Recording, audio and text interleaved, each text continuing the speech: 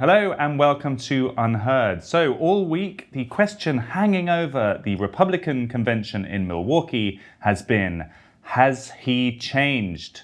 Donald Trump has been occasionally cited with his big white bandage on the ear and a generous, almost beatific smile that he's been pushing out. And the question on everyone's lips has been, what is going to happen at the speech? Are we going to see evidence of a new man, for the better or for the worse? Well, we have the answer. We have had UnHerd's DC Correspondent Emily Jashinsky there all week, there in Milwaukee. In fact, she is still in the arena. Donald Trump has just stopped speaking after a long speech. I'm reading that it's the longest ever conference final speech. So she managed to make it through. And there's been a little bit of opera music that has just stopped, which we had to wait for. And now there's a few balloons being popped, I think, in the background. But Emily, you're still there. And let me start with the million-dollar question then. Was he a changed man? The answer to that question depended on what part of the speech we were on tonight. And you can still hear the ambient noise of balloons popping in the background. But as Donald Trump started the speech, he did really seem changed. And actually, you could watch the evolution on social media as the speech progressed. People were saying, so I sense a sort of shift in the force. There's something so different about him. Actually, I was in here and even had a hard time hearing him, which is unusual covering Donald Trump. You usually don't have a problem hearing every single word he says, but he was so quiet, and I would almost describe his voice and his delivery as meek. But Freddie, I have to tell you, I had a view of the teleprompter for the entire speech. And knowing Donald Trump, I made a point of starting by watching it right at the beginning, and he stayed really on script as he began the speech. He veered off a little bit to add things like at one point he said, absolutely amazing, when the prompter just said amazing. But as the speech went on, you could hear his energy building, and he started delivering these tangents that were so long. They were such long routes back to what was actually on the teleprompter, such long deviations from the speech that had been written, that this became a very long convention speech. And as you know, the longest ever convention speech. That's a very believable fact. And as he did that, the tone gradually got less somber. His voice even became much more energetic, much more jovial. He was having a really good time. And honestly, Freddie, I think one of the big takeaways here is this man loves rallies. And he was back at a rally by the end of the speech. And I will say, last thing on this, I had a pretty well-placed source in Trump world yesterday. I was having a conversation with this person about, is Trump going to be changed? Is this Trump 2.0? Is there going to be a new Trump? And this person looked at me and said, Trump never changes. That proved to be correct. Let's start with that first section, because I was tuning in as well. And as you say, it felt different. He chose to pretty much recount the story of the assassination attempt sort of in live time. The weather, the setting, the mood. It was as if no one had seen any news about it, and he was telling a story by the fireside almost. And then it was very much a sense, I think it's a quote that he said, God was on my side. That to me really shone out as a very Trumpian kind of formulation when you're talking about God, to actually enlist God onto your side of a campaign. What was your reaction to that? There was a giant banner that was hung, and it didn't quite look official to me. It almost looked like a homemade banner that was hung outside of the convention center that said, God saves Trump, Trump saves America. What Trump said is what people here have been talking about. You heard it from the likes of Marjorie Taylor Greene as she did media at the convention. He echoed a sentiment, but he echoed it in much more, let's say, biblically bland terms than a lot of his evangelical supporters have expressed that sentiment. And that's very typical of Trump. He approaches religion in a way that you can sort of project, your various religious backgrounds onto what he's saying. He doesn't usually ever dive into specifics. But I agree. I think it was a very Trumpian formulation. And he went back. He had actually the Reverend Franklin Graham, the son of the iconic Billy Graham, obviously, speak before he spoke. And I mean, he had a lot of speakers before he went on. Tucker Carlson was there, Hulk Hogan, then it went to Kid Rock, and then Dana White. introduced Trump. I mean, it was immaculately produced. I have to give them that. The production on this was incredible. Trump walked out in front of a giant light up Trump sign. He, appeared in the middle of it, and then the White House was projected behind him instead of the backdrop that everyone had been used to seeing all week. As he said in his speech, he knows entertainment. He does know, and that is for sure, except reporters who were actually on the floor were saying that some of the audience members were losing their patience with the speech. I couldn't notice that from up here, and I sort of doubt how true that was or how representative that was of the broader crowd. But he brought back what Franklin Graham said about how a near-death experience changes anyone. And Trump returned to that towards the end of this very long speech. And it was almost like he wanted you to believe that he was truly changed by it.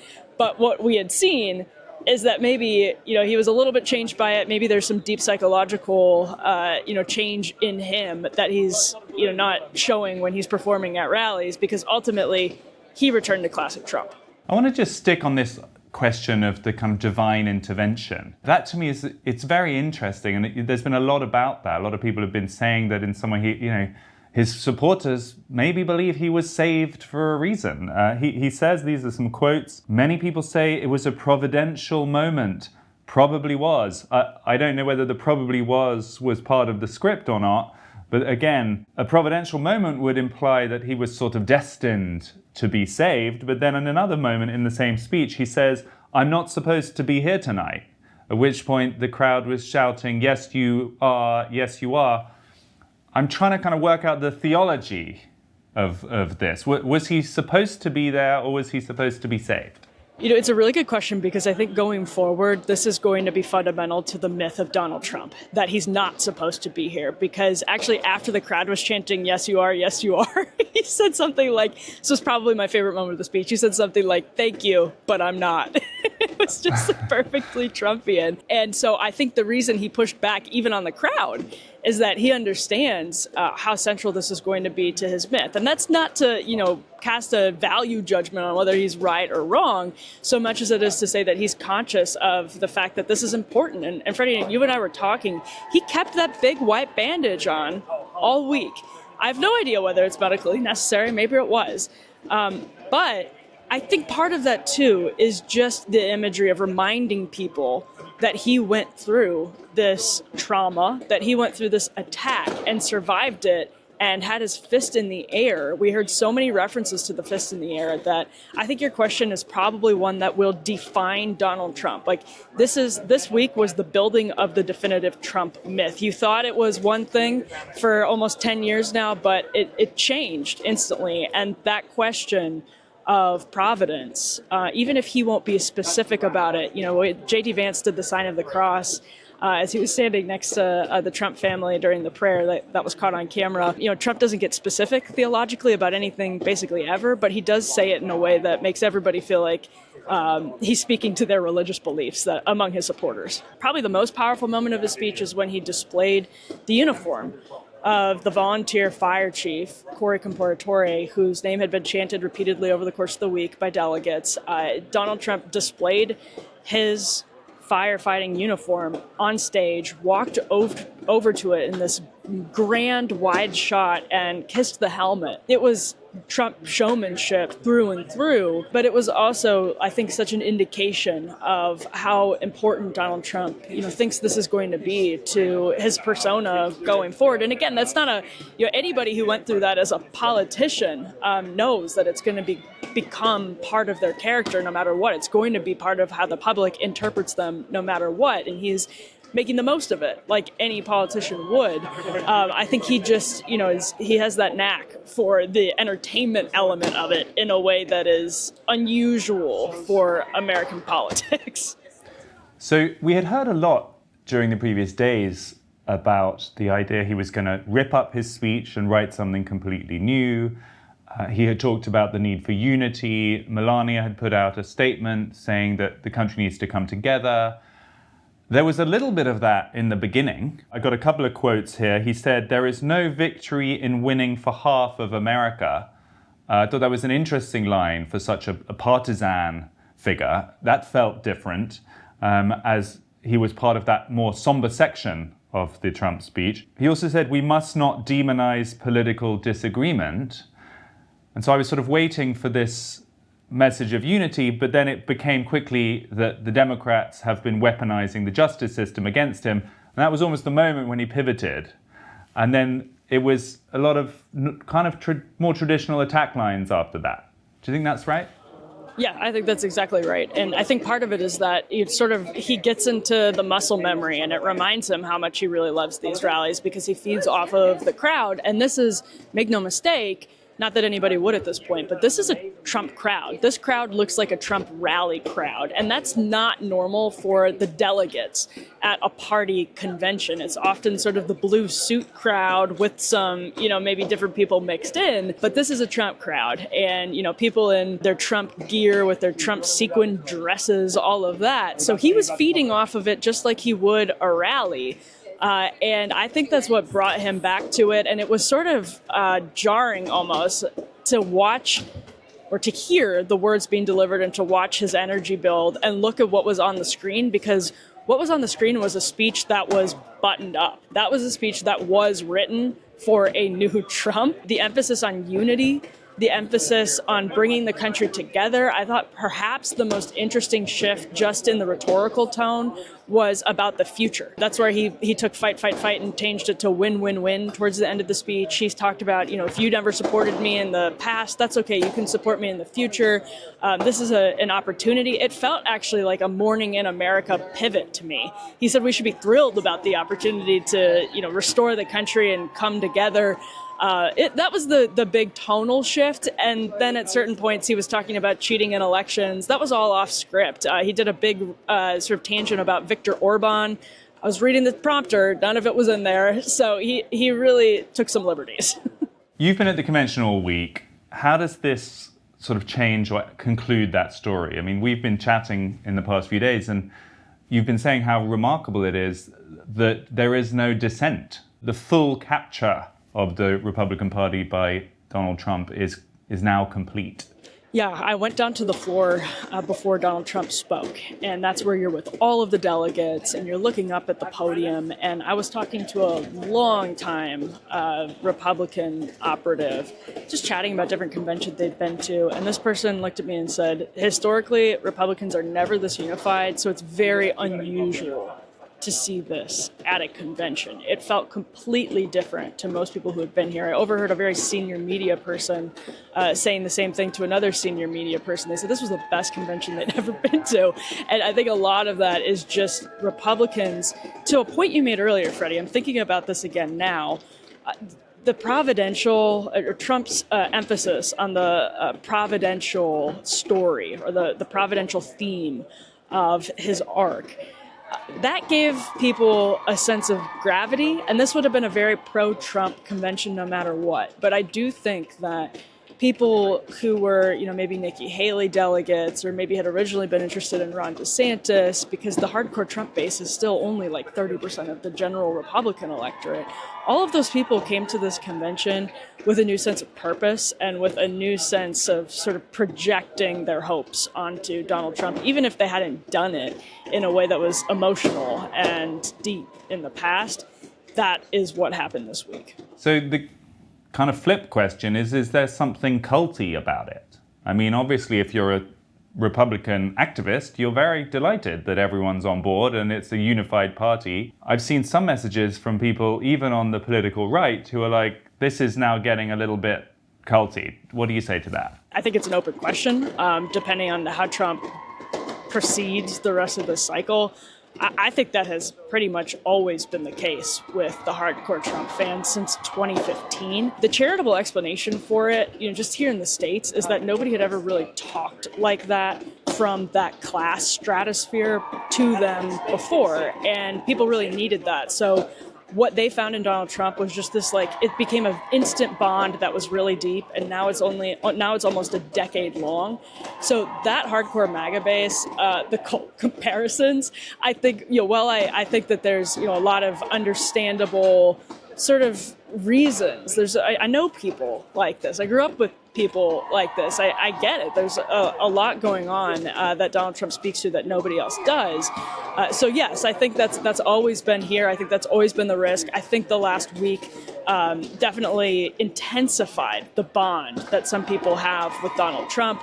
I still think the Republicans themselves need to be careful to realize that, if Donald Trump sort of slips into the persona that everybody's known and has been so polarizing, that unity message, it's just not going to land, especially if Democrats swap out their presidential candidate, which apparently is in the process right now as we speak. Well, you mentioned it.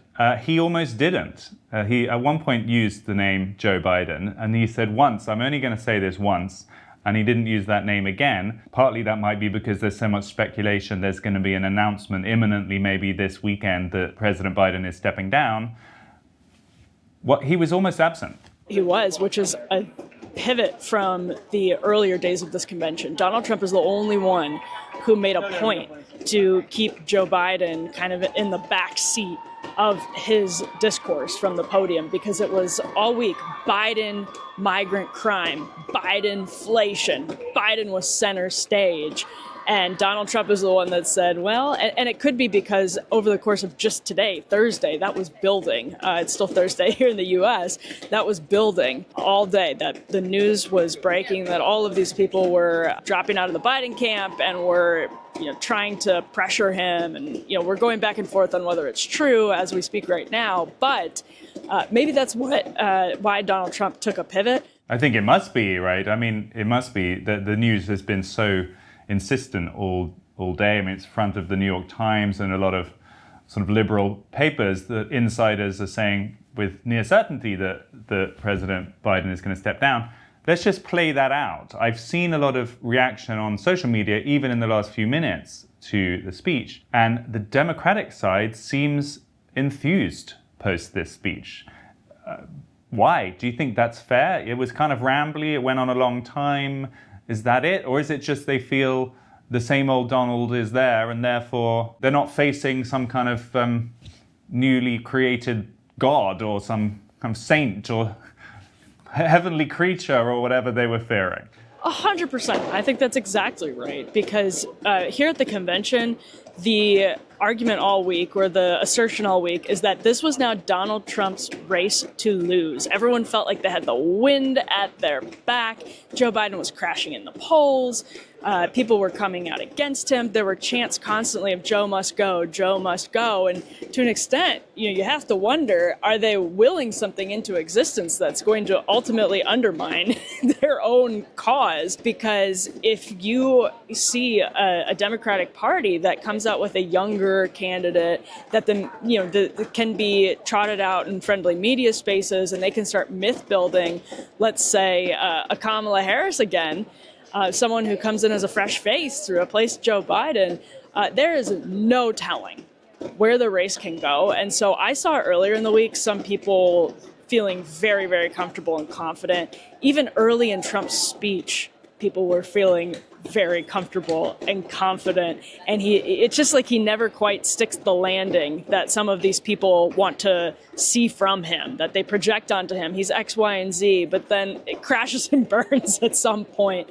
So I think Democrats, as soon as the speech started veering off track, or off the teleprompter, off the literal track, they started to feel a lot better about it, because there's something that's not unifying about talking or riffing about, quote, cheating on elections. That's still a very polarizing take here in the United States. It's not a point of consensus by any means whatsoever. So actually, the last hour is the moment the story changed. In a way, we've been in this suspended animation for the past week. In the post-assassination attempt kind of honeymoon almost, it feels like suddenly that's ended. And if we do get news on Joe Biden, the race is back on all of a sudden. I think it has. Yeah, I think it has come to a conclusion, to a point. I think this is always going to be part of the Trump myth, and he is going to talk a lot about it, although he said early in the speech, And it just didn't feel right to me when it came out of his mouth that this was the last time he'll talk about what happened because it's too painful. By the end of the speech, he had already talked about it. He brought the chart back out that he had been looking at when he had gotten shot. And so he had this very quiet, as you said, moment that was really well written. And he drew the audience in, recounting exactly what happened in narrative form. But that was short-lived. That version of the Trump on stage was short-lived, and so he'll talk about it, I think, in the future. He'll probably keep wearing the bandage for a little bit, and it'll be part of the campaign, the image of him with his fist dump. It's everywhere here. It's going to be everywhere for the rest of the campaign. But yeah, if it's not, when he was quiet this week, and if he's not quiet in the weeks to come, the next 3 months until the election, it's just not going to pack the same punch. Final thought before we let you go. The Democratic Convention is in a small number of weeks. Theoretically, if we don't know yet, this is pure speculation, news stories, if Joe Biden does step aside, and if in particular he arranges for some kind of contested convention or open competition beyond Kamala Harris, that convention could really be the one that is seen as the more historic. Especially because it's already, people are teasing the kind of very direct echoes of 1968. There are protests that are planned all over Chicago already, meaning people are already planning to be there in big numbers, which adds to the energy and the chaos if you have an open convention of some form. And also, I think one of the things people haven't really considered yet is that swapping out the candidate in such dramatic fashion is going to give Joe Biden an opportunity to present the Democratic Party as the party of serious adults and as the party of a fresh face. There's a world in which this is a very positive development. I think it's clearly a world in which there's a very positive development for Democrats who can look like they are taking the tough medication of changing a new page and moving on because they care so much about this country and because they have to. So the Democratic Convention, yes, absolutely could be historic, and it could also be a huge boost to Democrats in August as you're going right into September and then October, and then it's the end of the road, the first week of November. Emily, thank you so much for being on the ground there for us. We're going to make sure you're in Chicago for the Democrats as well, and talk to you before then. Thanks, Freddie. Looking forward to it. Well, there you have it. People were hoping or fearing for a new version of Donald Trump. What they got was the same candidate with many of the same talking points. Suddenly, the holy week of the Republican convention is over. The campaign is returning to normal. And if the news out of the Biden camp is as reported, everything could be back on the table. Thanks for tuning in. This was UnHerd.